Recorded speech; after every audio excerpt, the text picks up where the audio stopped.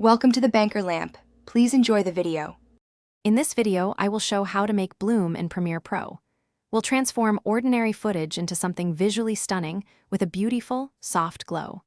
This effect is perfect for adding a dreamy or ethereal quality to your videos, making highlights gently diffuse. You'll learn a straightforward method to achieve this popular look, enhancing your video's overall aesthetic in just a few simple steps. Let's dive right in and get started. First, begin by duplicating your main video layer in the timeline. This creates a separate layer for our bloom effect. Next, navigate to the Effects panel and search for Gaussian Blur. Drag and drop this effect onto your duplicated top layer. In the Effect Controls panel, increase the blur amount. A good starting point is typically between 50 and 80 pixels, but feel free to adjust it based on your footage and desired intensity. Now, with your blurred layer selected, head over to the Effect Controls panel. Locate the opacity setting and change its blend mode.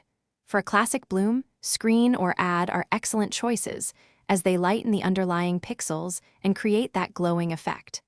After setting the blend mode, reduce the opacity of this layer.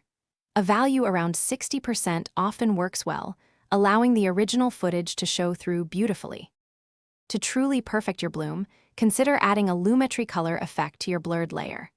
This allows for precise adjustments to the glow's appearance. You can boost the highlights and whites to make the bloom more intense and luminous. Additionally, playing with the color temperature or adding a subtle tint can give your bloom a unique, stylized feel. Remember, the key is to experiment and find what looks best for your specific video.